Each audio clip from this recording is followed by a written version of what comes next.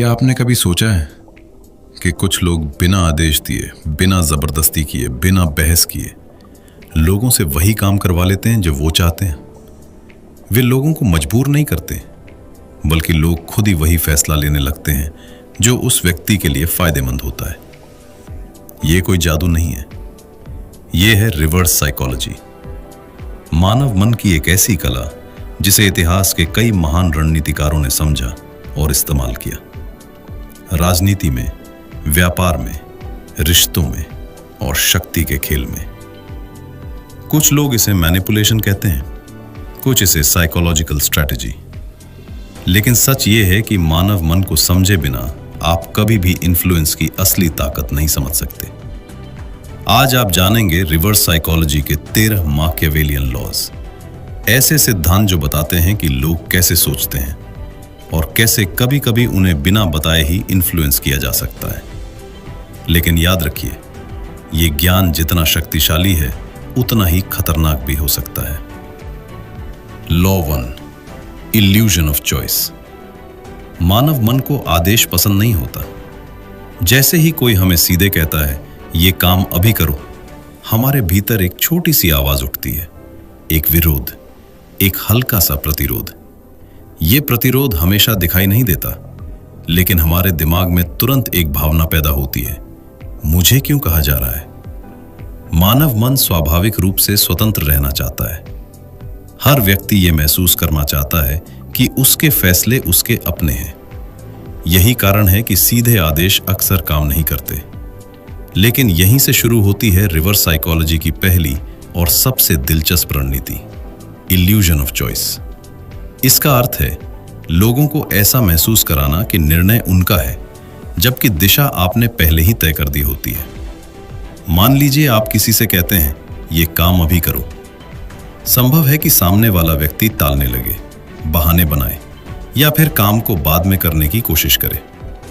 लेकिन अगर आप वही बात थोड़े अलग तरीके से कहें, तुम ये काम अभी करना चाहोगे या 1 घंटे बाद, अब स्थिति बदल जाती है। सामने वाले व्यक्ति को लगता है कि उसे विकल्प दिया गया है। वो सोचता है कि निर्णय उसके हाथ में है। लेकिन सच्चाई ये है कि दोनों विकल्प उसी दिशा में जा रहे हैं जो आप चाहते हैं। यही है इल्यूजन ऑफ चॉइस। अब इसे एक सरल उदाहरण से समझते हैं। मान लीजिए एक पेरेंट अपने बच्चे से कहता है जाओ पढ़ाई करो। बच्चा शायद तुरंत मना कर देगा या कहेगा थोड़ी देर बाद। लेकिन अगर वही पेरेंट कहे तुम पहले मैथ पढ़ना चाहोगे या साइंस, अब बच्चा पढ़ाई से बच नहीं सकता, क्योंकि विकल्प पढ़ाई के भीतर ही है। उसका दिमाग अब पढ़ाई से बचने के बजाय ये तय करने में व्यस्त है कि कौन सा सब्जेक्ट पहले पढ़े। यही इस रणनीति की असली शक्ति है। साइकोलॉजी के अनुसार मानव मन को ऑटोनॉमी की जरूरत होती है। हम सब चाहते हैं कि हमें कंट्रोल का एहसास हो। जब हमें विकल्प दिए जाते हैं तो हमारा दिमाग शांत रहता है। हमें लगता है कि हमने निर्णय खुद लिया है, और यही छोटा सा इल्यूजन व्यवहार को बदल सकता है। क्योंकि कई बार लोगों को नियंत्रित करने का सबसे आसान तरीका उन्हें यह महसूस कराना होता है कि वे खुद नियंत्रण में हैं। Law 2, forbidden fruit effect. मानव मन की एक दिलचस्प आदत है, जिस चीज को आसानी से मिल जाए उसकी कीमत अक्सर कम लगती है। लेकिन जैसे ही किसी चीज पर रोक लगाई जाती है, वो अचानक बेहद आकर्षक बन जाती है। इतिहास की एक प्रसिद्ध कहानी इस मनोविज्ञान को बहुत गहराई से समझाती है। एडम और ईव की कहानी। कहा जाता है कि उन्हें स्वर्ग में हर चीज का आनंद लेने की अनुमति थी, फल, पेड़, प्रकृति, सब कुछ। लेकिन एक पेड़ था जिसका फल खाने से मना किया गया था। बस एक ही प्रतिबंध, और वही फल सबसे ज्यादा आकर्षक बन गया। यही मानव मन की प्रकृति है। साइकोलॉजी में इसे कहा जाता है फॉरबिडन फ्रूट इफेक्ट।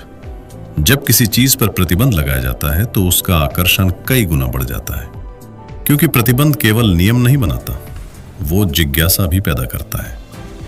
अब इसे वास्तविक जीवन में देखिए। मार्केटिंग की दुनिया इस सिद्धांत को बहुत अच्छी तरह समझती है।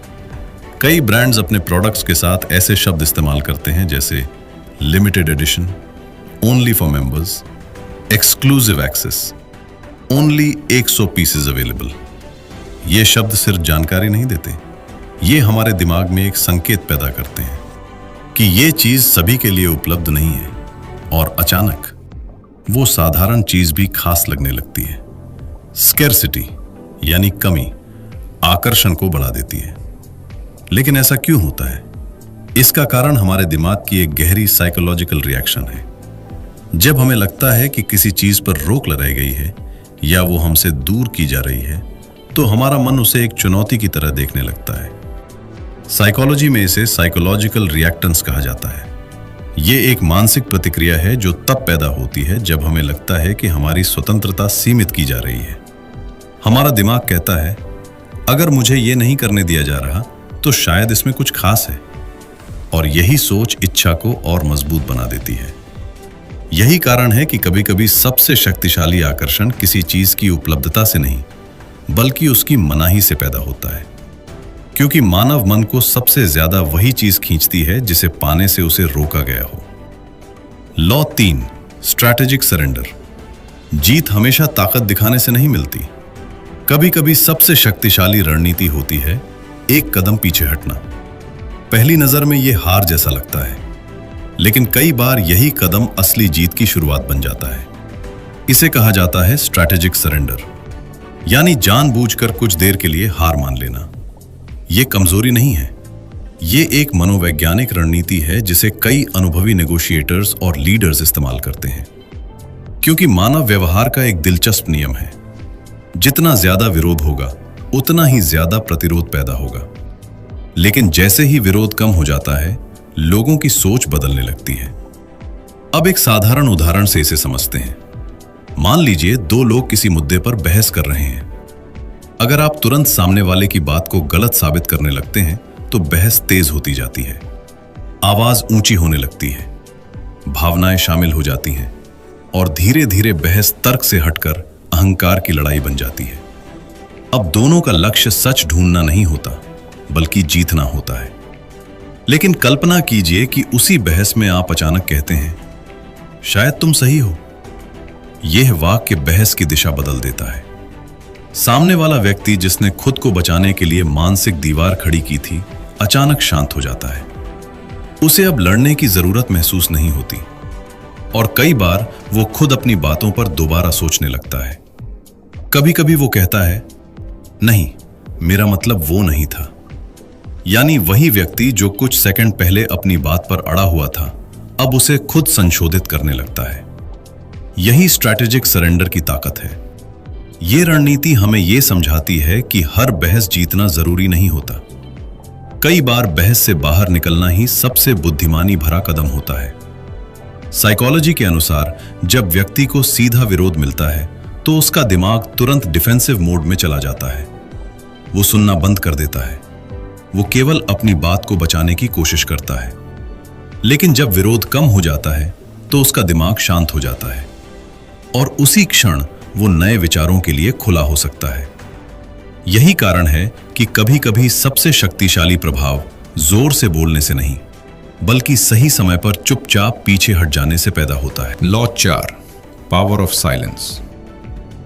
अक्सर लोग ये मानते हैं कि प्रभावशाली बनने का मतलब है ज्यादा बोलना, तेज बोलना, तुरंत जवाब देना, हर स्थिति में कुछ न कुछ कहना। लेकिन सच इससे बिल्कुल अलग है। कई बार सबसे शक्तिशाली शब्द वो होते हैं जो बोले ही नहीं जाते। इसे कहते हैं पावर ऑफ साइलेंस, खामोशी। एक ऐसी रणनीति है जिसे कई महान नेगोशिएटर्स, लीडर्स और इन्वेस्टिगेटर्स बहुत समझदारी से इस्तेमाल करते हैं। क्योंकि खामोशी सिर्फ आवाज की अनुपस्थिति नहीं होती, खामोशी एक मनोवैज्ञानिक दबाव बनाती है। अब इसे एक सरल उदाहरण से समझते हैं।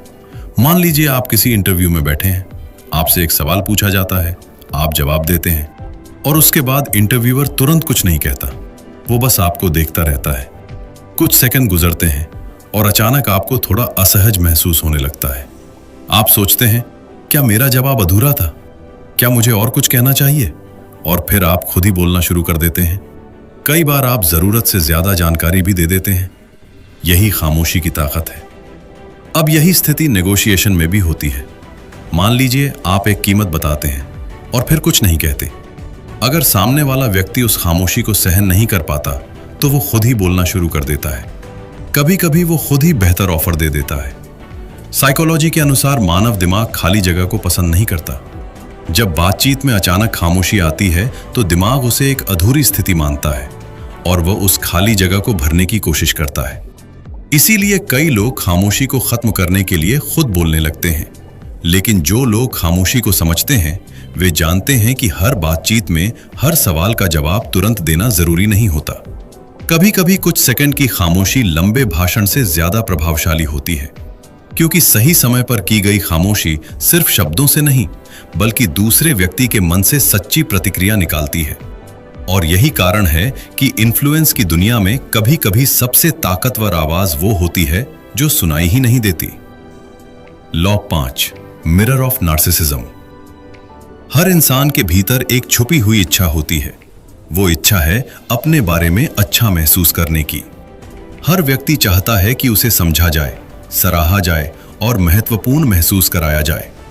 मानव मन की यही इच्छा एक बहुत शक्तिशाली मनोवैज्ञानिक सिद्धांत को जन्म देती है। इसे कहा जाता है मिरर ऑफ नार्सिसिज्म। इसका अर्थ है किसी व्यक्ति को उसकी सबसे अच्छी छवि दिखाना। जब आप किसी को उसकी आइडियल इमेज दिखाते हैं तो अक्सर वह उसी छवि के अनुसार व्यवहार करने लगता है, क्योंकि हर इंसान अपने बारे में एक कहानी बनाकर जीता है। कोई खुद को मेहनती मानता है, कोई खुद को ईमानदार समझता है, कोई खुद को जिम्मेदार व्यक्ति मानता है। और जब कोई दूसरा व्यक्ति उसी कहानी को स्वीकार करता है तो वह व्यक्ति उस पहचान को बनाए रखने की कोशिश करता है। अब इसे एक सरल उदाहरण से समझते हैं। मान लीजिए आप किसी व्यक्ति से कहते हैं, आप बहुत रिस्पॉन्सिबल इंसान हैं। यह एक साधारण तारीफ लग सकती है, लेकिन इसके पीछे एक गहरा साइकोलॉजिकल इफेक्ट छिपा होता है। जैसे ही वह व्यक्ति यह सुनता है, उसके मन में एक इमेज बनती है, एक जिम्मेदार व्यक्ति की इमेज। अब वह अवचेतन रूप से उस इमेज के अनुसार व्यवहार करने की कोशिश करता है। वह समय पर काम करने लगेगा, जिम्मेदारी लेने की कोशिश करेगा और अपने व्यवहार को उसी पहचान के अनुसार ढालने लगेगा, क्योंकि कोई भी व्यक्ति उस इमेज को टूटते हुए देखना नहीं चाहता जिसे वह अपने बारे में सच मानता है। साइकोलॉजी के अनुसार इसे सेल्फ इमेज थ्योरी से समझा जा सकता है। हमारा व्यवहार हमारी पहचान से प्रभावित होता है। हम वही बनने की कोशिश करते हैं जो हम अपने बारे में मानते हैं। इसीलिए अगर किसी व्यक्ति को उसकी सबसे अच्छी पहचान दिखाई जाए तो वह उस पहचान को बनाए रखने के लिए प्रयास करता है। लेकिन यहाँ एक महत्वपूर्ण बात समझनी जरूरी है। यह रणनीति तभी काम करती है जब शब्द सच्चे और स्वाभाविक लगें, क्योंकि झूठी प्रशंसा अक्सर पहचान ली जाती है। लेकिन जब किसी व्यक्ति को उसकी सबसे अच्छी छवि दिखाई जाती है तो कई बार वह उसी छवि में ढलने लगता है। और यही मिरर ऑफ नार्सिसिज्म की असली शक्ति है, क्योंकि कभी कभी लोगों को बदलने का सबसे आसान तरीका उन्हें यह दिखाना होता है कि वे पहले से ही बेहतर इंसान हैं। Law 6, ego challenge technique. मानव मन में एक ऐसी शक्ति छुपी होती है जो कई बार तर्क से भी ज्यादा प्रभावशाली होती है। वो शक्ति है अहंकार, ईगो, यानी अपने आप को साबित करने की इच्छा। हर व्यक्ति अपने भीतर एक पहचान लेकर चलता है। वो खुद को सक्षम मानता है, मजबूत मानता है और कई बार दूसरों से बेहतर भी समझता है। इसी वजह से जब किसी के ईगो को चुनौती दी जाती है तो वो अचानक सक्रिय हो जाता है। और यही सिद्धांत कहलाता है ईगो चैलेंज टेक्निक। इस रणनीति का आधार बहुत सरल है। अगर आप किसी व्यक्ति से कहें, शायद यह काम तुम्हारे बस का नहीं है, तो अक्सर दो प्रतिक्रियाएं हो सकती हैं। कुछ लोग पीछे हट सकते हैं, लेकिन बहुत से लोग इसे एक चुनौती की तरह लेते हैं। उनके भीतर तुरंत एक आवाज उठती है, मैं क्यों नहीं कर सकता? और उसी क्षण उनका ईगो सक्रिय हो जाता है। अब उनका लक्ष्य सिर्फ काम करना नहीं होता, बल्कि खुद को साबित करना होता है। यही कारण है कि कई बार एक छोटा सा डाउट किसी व्यक्ति के अंदर बहुत बड़ी मोटिवेशन पैदा कर देता है। अब इसे एक वास्तविक उदाहरण से समझते हैं। स्पोर्ट्स की दुनिया में कई कोचेज इस तकनीक का उपयोग करते हैं। मान लीजिए एक खिलाड़ी कठिन अभ्यास से थक चुका है, उसका मन हार मानने लगा है। तभी कोच कहता है, शायद तुम इस लेवल के लिए तैयार नहीं हो।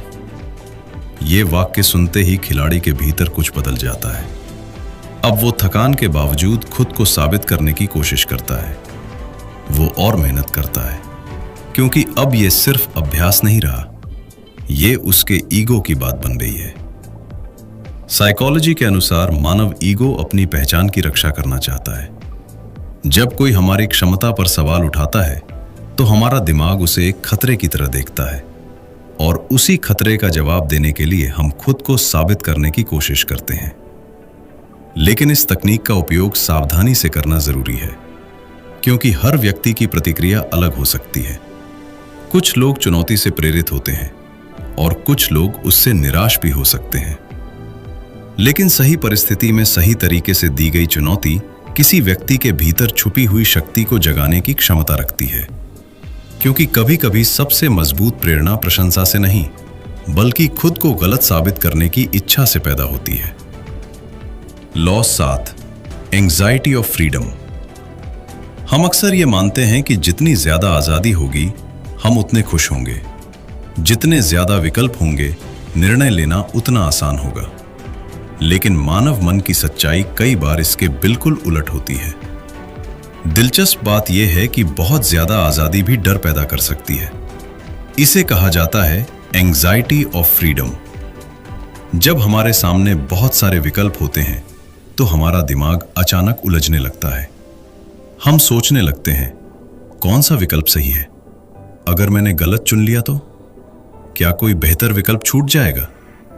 और इसी सोच के कारण निर्णय लेना कठिन हो जाता है। यानी विकल्प बढ़ते हैं लेकिन स्पष्टता कम हो जाती है। अब इसे एक साधारण उदाहरण से समझते हैं। कल्पना कीजिए आप एक रेस्टोरेंट में बैठे हैं। अगर मेन्यू में सिर्फ 5 से 6 डिशेज हों तो निर्णय लेना आसान होता है, आप जल्दी से चुन लेते हैं। लेकिन अगर मेन्यू में 50 या 60 आइटम्स हों तो आप अचानक रुक जाते हैं। आप हर ऑप्शन पढ़ते हैं, तुलना करते हैं, सोचते हैं कि कौन सा बेहतर होगा, और कई बार निर्णय लेने में बहुत समय लग जाता है। कभी कभी तो ऐसा भी होता है कि डिसीजन लेने के बाद भी मन पूरी तरह संतुष्ट नहीं होता, क्योंकि हमें लगता है शायद कोई और ऑप्शन बेहतर था। यही कारण है कि कई मॉडर्न रेस्टोरेंट्स जानबूझकर लिमिटेड मेन्यू रखते हैं। कम विकल्प निर्णय को आसान बना देते हैं। साइकोलॉजी में इस फेनोमेनन को कहा जाता है चॉइस ओवरलोड। जब हमारे सामने बहुत ज्यादा विकल्प होते हैं तो हमारा दिमाग उन्हें प्रोसेस करने में थक जाता है, और यह मानसिक थकान डिसीजन एंग्जाइटी पैदा करती है। यानी विकल्प जितने बढ़ते हैं उतना ही कंफ्यूजन भी बढ़ सकता है। इसीलिए कई बार सबसे प्रभावशाली स्ट्रैटेजी सभी विकल्प दिखाना नहीं होती, बल्कि उन्हें सीमित करना होती है, क्योंकि मानव मन अनंत संभावनाओं के बीच नहीं, बल्कि स्पष्ट दिशा के साथ ज्यादा सहज महसूस करता है। और यही कारण है कि कभी-कभी सबसे बड़ी आजादी कम विकल्पों के भीतर ही मिलती है, क्योंकि जब रास्ते कम होते हैं तो मन ज्यादा स्पष्टता के साथ आगे बढ़ सकता है। Law 8, falls weakness strategy. शक्ति हमेशा ताकत दिखाने से नहीं आती। कभी कभी सबसे बड़ी रणनीति होती है कमजोर दिखाई देना। यह सुनने में अजीब लग सकता है। हमारी दुनिया हमें सिखाती है कि हमें हमेशा मजबूत दिखना चाहिए, आत्मविश्वासी, निडर और नियंत्रण में। लेकिन इतिहास और मनोविज्ञान कुछ अलग ही कहानी बताते हैं। कई बार जो व्यक्ति खुद को बहुत शक्तिशाली दिखाता है वो लोगों को सावधान कर देता है। लोग उसके आसपास सतर्क हो जाते हैं, वे अपनी असली सोच छुपाने लगते हैं। लेकिन जब कोई व्यक्ति कमजोर या साधारण दिखाई देता है तो लोगों की सावधानी कम हो जाती है, और यहीं से शुरू होती है फॉल्स वीकनेस स्ट्रैटेजी। इस रणनीति का मतलब है जानबूझकर खुद को कम खतरनाक दिखाना, ताकि सामने वाला व्यक्ति खुलकर व्यवहार करे। अब इसे एक उदाहरण से समझते हैं। कल्पना कीजिए कि 2 लोग एक नेगोशिएशन में बैठे हैं। अगर एक व्यक्ति बहुत आत्मविश्वास और आक्रामक तरीके से बात करता है तो दूसरा व्यक्ति तुरंत सतर्क हो जाएगा। वो अपनी जानकारी छुपाने लगेगा, वो सावधानी से शब्द चुनेगा। लेकिन अगर वही व्यक्ति शांत, साधारण और थोड़ा असुरक्षित दिखाई दे, तो सामने वाला व्यक्ति ज्यादा खुल सकता है।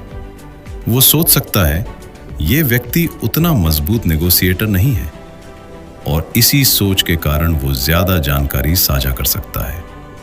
यही वो क्षण होता है जहां असली इंसाइट मिलती है। इतिहास में भी कई महान रणनीतिकारों ने इस सिद्धांत का उपयोग किया है। कई बार सेनाएं जानबूझकर कमजोर दिखाई देती थीं, ताकि दुश्मन आत्मविश्वास में आकर गलती कर बैठे। साइकोलॉजी के अनुसार मानव मन खतरे के प्रति बहुत संवेदनशील होता है। जब हमें कोई व्यक्ति शक्तिशाली या प्रभावशाली लगता है, तो हमारा दिमाग तुरंत डिफेंसिव मोड में चला जाता है। हम सतर्क हो जाते हैं। लेकिन जब खतरा कम महसूस होता है, तो हमारी सुरक्षा दीवारें नीचे आने लगती हैं, और उसी समय लोग अपनी असली सोच और भावनाएं प्रकट करते हैं। लेकिन यहां एक महत्वपूर्ण बात समझनी जरूरी है। फॉल्स वीकनेस का मतलब वास्तव में कमजोर होना नहीं है। ये केवल एक परसेप्शन स्ट्रैटेजी है, क्योंकि कई बार सबसे बुद्धिमान व्यक्ति वो नहीं होता जो हर समय अपनी ताकत दिखाए, बल्कि वो होता है जो सही समय पर अपनी ताकत छुपा सके। Law 9, constructive pessimism. हम अक्सर सोचते हैं कि लोगों को मोटिवेट करने का सबसे अच्छा तरीका है उन्हें लगातार प्रोत्साहित करना, उन्हें बताना कि तुम ये कर सकते हो, तुम बहुत कैपेबल हो। और कई बार ये सच भी होता है। लेकिन मानव मन की प्रेरणा हमेशा प्रशंसा से ही नहीं आती। कभी कभी थोड़ा सा संदेह भी बहुत बड़ी मोटिवेशन बन सकता है। इसी सिद्धांत को कहा जाता है कंस्ट्रक्टिव पेसिमिज्म। कंस्ट्रक्टिव पेसिमिज्म का अर्थ है ऐसा संदेह व्यक्त करना जो व्यक्ति को निराश न करे, बल्कि उसे खुद को साबित करने के लिए प्रेरित करे। अब कल्पना कीजिए कि आप किसी से कहते हैं, मुझे नहीं लगता कि यह संभव है। ये वाक्य सुनकर कुछ लोग शायद पीछे हटे ने, लेकिन बहुत से लोग इसे एक चुनौती की तरह लेते हैं। उनके भीतर एक भावना पैदा होती है, मैं तुम्हें गलत साबित करके दिखाऊंगा। और उसी क्षण उनके अंदर एक नई ऊर्जा पैदा हो सकती है। अब ये केवल काम नहीं रह जाता, ये आत्मसम्मान की बात बन जाती है। अब इसे एक वास्तविक उदाहरण से समझते हैं।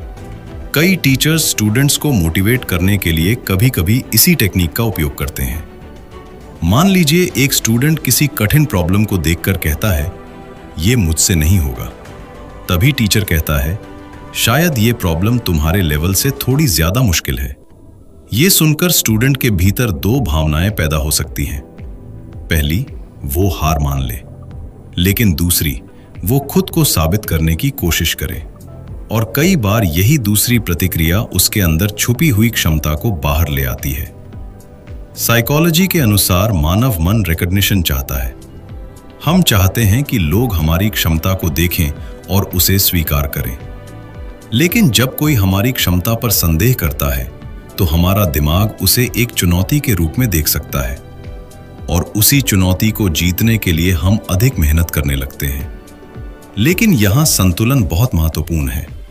कंस्ट्रक्टिव पेसिमिज्म तभी काम करता है जब उसमें अपमान नहीं, बल्कि चुनौती छुपी हो, क्योंकि सही तरह से दिया गया संदेह कई बार किसी व्यक्ति के भीतर अविश्वसनीय प्रेरणा जगा सकता है। और कभी-कभी लोग अपनी सबसे बड़ी उपलब्धियां प्रशंसा के कारण नहीं, बल्कि किसी के संदेह को गलत साबित करने के लिए हासिल करते हैं। Law 10, implanted idea.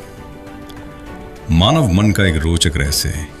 लोग अक्सर उन विचारों को आसानी से स्वीकार नहीं करते जो सीधे उन्हें बताए जाते हैं, लेकिन वही लोग उन विचारों को बहुत मजबूती से मान लेते हैं जो उन्हें लगता है कि उन्होंने खुद सोचे हैं।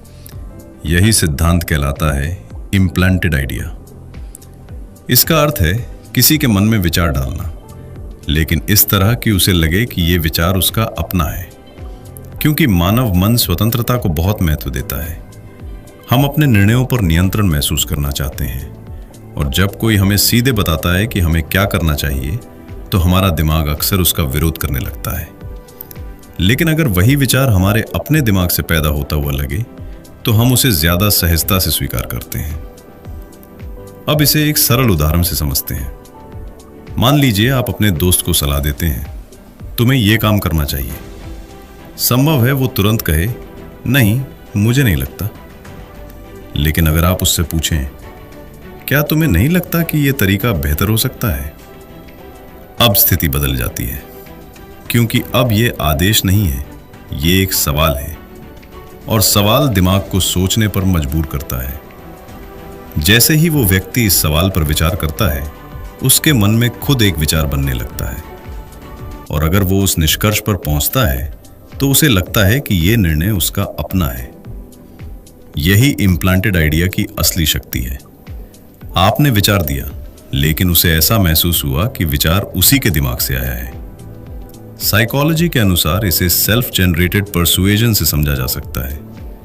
जब कोई विचार व्यक्ति खुद बनाता है तो वो उससे ज्यादा गहराई से जुड़ जाता है, क्योंकि वो केवल सूचना नहीं होती, वो उसके अपने सोचने की प्रक्रिया का परिणाम होती है, और इसी वजह से वो उस विचार को ज्यादा मजबूती से मानता है।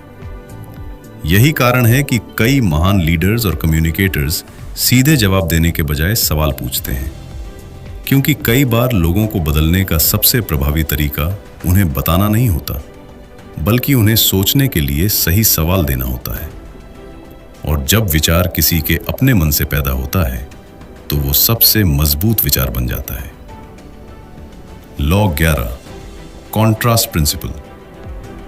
मानव मन चीजों को अकेले नहीं समझता।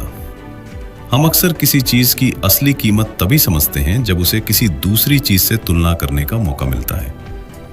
यानी हमारा दिमाग अक्सर तुलना के आधार पर निर्णय लेता है। इसी मनोवैज्ञानिक सिद्धांत को कहा जाता है कॉन्ट्रास्ट प्रिंसिपल। कॉन्ट्रास्ट प्रिंसिपल का मतलब है किसी चीज को इस तरह प्रस्तुत करना कि उसके पहले या बाद में आने वाली चीज अलग तरीके से महसूस हो, यानी परसेप्शन बदल जाता है। अब इसे एक साधारण उदाहरण से समझते हैं। मान लीजिए आप एक दुकान में जाते हैं। सबसे पहले आपको एक बहुत महंगा प्रोडक्ट दिखाया जाता है। उसकी कीमत है 50,000 रुपए। आप उसे देखते हैं और तुरंत सोचते हैं ये बहुत महंगा है। फिर दुकानदार आपको दूसरा प्रोडक्ट दिखाता है जिसकी कीमत है 20,000 रुपए। अब 20,000 रुपए अचानक ज्यादा रीजनेबल लगने लगते हैं। हालांकि अगर आपने वही प्रोडक्ट सीधे पहले देखा होता तो शायद वो भी महंगा लगता, लेकिन क्योंकि आपने पहले एक ज्यादा महंगी चीज देखी, आपका परसेप्शन बदल गया। यही कॉन्ट्रास्ट प्रिंसिपल की ताकत है। अब इसे नेगोशिएशन में देखिए। कई एक्सपीरियंस नेगोशिएटर्स जानबूझकर सबसे पहले एक बहुत बड़ा प्रस्ताव रखते हैं। उदाहरण के लिए, अगर कोई व्यक्ति 50,000 की डील चाहता है तो वो शुरुआत 80,000 से कर सकता है। जब सामने वाला व्यक्ति इस बड़े प्रस्ताव को सुनता है तो उसे ये बहुत ज्यादा लगता है, लेकिन बाद में जब कीमत 50,000 तक आती है तो वो अचानक रीजनेबल लगने लगती है। हालांकि असल लक्ष्य तो शुरू से ही वही था। साइकोलॉजी के अनुसार हमारा दिमाग एब्सोल्यूट नंबर से कम और रिलेटिव डिफरेंसेस से ज्यादा प्रभावित होता है। हम चीजों को अलग अलग नहीं देखते, हम उन्हें संदर्भ के साथ देखते हैं। यानी जो चीज पहले देखी गई वो बाद वाली चीज के परसेप्शन को बदल सकती है। इसीलिए कई बिजनेसेस प्राइसिंग, मार्केटिंग और नेगोशिएशन में कॉन्ट्रास्ट प्रिंसिपल का उपयोग करते हैं, क्योंकि सही तुलना किसी भी निर्णय को पूरी तरह बदल सकती है। और यही कारण है कि मानव मन में किसी चीज की असली कीमत अक्सर उसकी वास्तविक कीमत से नहीं, बल्कि उसके पहले देखी गई चीज से तय होती है। Law 12, controlled incompetence. हमारी दुनिया में कुशलता और क्षमता को बहुत महत्व दिया जाता है। हमें सिखाया जाता है कि हर काम में बेहतर बनो, हर जिम्मेदारी संभालो और अपनी योग्यता साबित करो। लेकिन व्यवहार की वास्तविक दुनिया में कभी कभी एक दिलचस्प मनोवैज्ञानिक रणनीति काम करती है। इसे कहा जाता है कंट्रोल्ड इनकॉम्पिटेंस। इसका अर्थ है जानबूझकर हर चीज में एक्सपर्ट न दिखना, यानी कुछ स्थितियों में अपने आप को थोड़ा कम सक्षम दिखाना। यह सुनने में अजीब लग सकता है, लेकिन कई बार जो व्यक्ति हर काम में बहुत सक्षम दिखाई देता है, उसके ऊपर ही सारी जिम्मेदारियां डाल दी जाती हैं। लोग सोचते हैं ये तो सब कुछ संभाल सकता है, और धीरे धीरे वो व्यक्ति हर छोटे बड़े काम के लिए चुना जाने लगता है, जिसका परिणाम होता है अत्यधिक दबाव और थकान। अब इसे एक वर्क प्लेस एग्जाम्पल से समझते हैं। मान लीजिए एक ऑफिस में 2 कर्मचारी हैं। पहला कर्मचारी हर काम में एक्सपर्ट दिखता है। वो हर टास्क जल्दी पूरा करता है, हर समस्या का समाधान ढूंढ लेता है। कुछ ही समय में मैनेजर उसे सबसे भरोसेमंद व्यक्ति मानने लगता है और फिर हर नई जिम्मेदारी उसी के पास आने लगती है। दूसरी तरफ दूसरा कर्मचारी कुछ कामों में अच्छा है, लेकिन हर चीज में एक्सपर्ट नहीं दिखता। कभी कभी वो कह देता है, मुझे ये काम ठीक से नहीं आता, या इसमें शायद कोई और बेहतर कर सकता है। अब धीरे धीरे लोग उसके पास केवल वही काम बेचते हैं जिसमें वो वास्तव में सक्षम है। साइकोलॉजी के अनुसार लोग जिम्मेदारियां परसीव्ड एबिलिटी के आधार पर बांटते हैं, यानी हम दूसरों को वही काम देते हैं जिसमें हमें लगता है कि वे सबसे ज्यादा सक्षम हैं। इसीलिए अगर कोई व्यक्ति हर चीज में एक्सपर्ट दिखता है तो लोग मान लेते हैं कि वो सब कुछ संभाल सकता है। कंट्रोल्ड इनकॉम्पिटेंस का मतलब वास्तव में अयोग्य होना नहीं है। ये केवल अपनी ऊर्जा और जिम्मेदारियों को संतुलित करने की रणनीति हो सकती है, क्योंकि बुद्धिमानी केवल सब कुछ करने में नहीं होती। कई बार बुद्धिमानी इस बात में होती है कि कौन सा काम वास्तव में आपके करने लायक है और कौन सा काम दूसरों को करने देना बेहतर है। Law 13, strategic withdrawal. मानव मन में एक गहरा नियम काम करता है। जो चीज हमेशा उपलब्ध होती है उसकी कीमत धीरे धीरे कम होने लगती है, लेकिन जो चीज दुर्लभ हो, जो हर समय मौजूद न हो, उसकी अहमियत अचानक बढ़ जाती है। इसी सिद्धांत को कहा जाता है स्ट्रैटेजिक विड्रॉल, यानी सही समय पर थोड़ा पीछे हट जाना। ये दूरी बनाना नहीं है, ये एक मनोवैज्ञानिक रणनीति है, क्योंकि जब आप हर समय उपलब्ध रहते हैं तो लोग आपकी मौजूदगी को सामान्य मान लेते हैं। आपकी उपस्थिति एक आदत बन जाती है और अक्सर लोग उस चीज की कद्र कम करने लगते हैं जो हमेशा उनके पास होती है। लेकिन जैसे ही आप थोड़ा पीछे हटते हैं, जैसे ही आपकी उपलब्धता कम हो जाती है, लोग अचानक आपकी कमी महसूस करने लगते हैं और आपकी प्रेजेंस की वैल्यू बढ़ जाती है। अब इसे एक सरल उदाहरण से समझते हैं। बिजनेस और मार्केटिंग की दुनिया इस सिद्धांत को बहुत अच्छी तरह समझती है। कई फेमस ब्रांड्स अपने प्रोडक्ट्स को हमेशा मार्केट में उपलब्ध नहीं रखते। वे लिमिटेड रिलीज स्ट्रैटेजी का इस्तेमाल करते हैं, यानी प्रोडक्ट केवल सीमित समय के लिए उपलब्ध होता है या फिर बहुत कम क्वांटिटी में लॉन्च किया जाता है। जैसे ही लोग सुनते हैं ओनली लिमिटेड पीसेस अवेलेबल या available for a short time only, तो अचानक उस प्रोडक्ट की डिमांड बढ़ जाती है। लोग जल्दी खरीदने की कोशिश करते हैं क्योंकि उन्हें डर होता है कि कहीं मौका हाथ से निकल न जाए। यही स्कैर्सिटी की ताकत है। साइकोलॉजी के अनुसार मानव दिमाग स्कैर्सिटी को इंपॉर्टेंस से जोड़ता है। जब कोई चीज दुर्लभ होती है तो हमारा दिमाग मान लेता है कि वो अधिक मूल्यवान है। इसे स्कैर्सिटी प्रिंसिपल भी कहा जाता है और यही नियम रिश्तों, व्यवसाय और इन्फ्लुएंस की दुनिया में भी काम करता है। अगर आप हमेशा उपलब्ध रहते हैं तो लोग मान लेते हैं कि आप हमेशा रहेंगे, लेकिन जब आप सही समय पर थोड़ा पीछे हटते हैं तो आपकी मौजूदगी फिर से मूल्यवान बन जाती है। क्योंकि कभी कभी अपनी कीमत बढ़ाने का सबसे प्रभावी तरीका हर समय आगे रहना नहीं होता, बल्कि सही समय पर एक कदम पीछे हट जाना होता है। और वही दूरी लोगों को यह एहसास दिलाती है कि आपकी मौजूदगी वास्तव में कितनी महत्वपूर्ण है। ये सभी सिद्धांत मानव मन की गहराई को समझने में मदद करते हैं, लेकिन ये याद रखना जरूरी है, इन्फ्लुएंस और मैनिपुलेशन दो अलग चीजें हैं। ज्ञान का उपयोग लोगों को नुकसान पहुंचाने के लिए नहीं, बल्कि समझने के लिए होना चाहिए, क्योंकि लंबे समय में विश्वास ही सबसे बड़ी शक्ति है। मानव व्यवहार कभी भी पूरी तरह तर्कसंगत नहीं होता। हमारे निर्णय भावनाओं, अहंकार और परसेप्शन से प्रभावित होते हैं। जब आप इन साइकोलॉजिकल पैटर्न्स को समझते हैं तो आप सिर्फ दूसरों को नहीं, खुद को भी बेहतर समझने लगते हैं, और यही सच्ची बुद्धिमत्ता की शुरुआत है। अगर आपको मानव साइकोलॉजी, पावर डायनामिक्स और इन्फ्लुएंस की गहरी बातें जानना पसंद है तो इस चैनल को अभी सब्सक्राइब करें, क्योंकि यहाँ हम ऐसे ही विषयों को गहराई से एक्सप्लोर करते हैं। और याद रखिए, सबसे बड़ी शक्ति दूसरों को नियंत्रित करने में नहीं, बल्कि मानव स्वभाव को समझने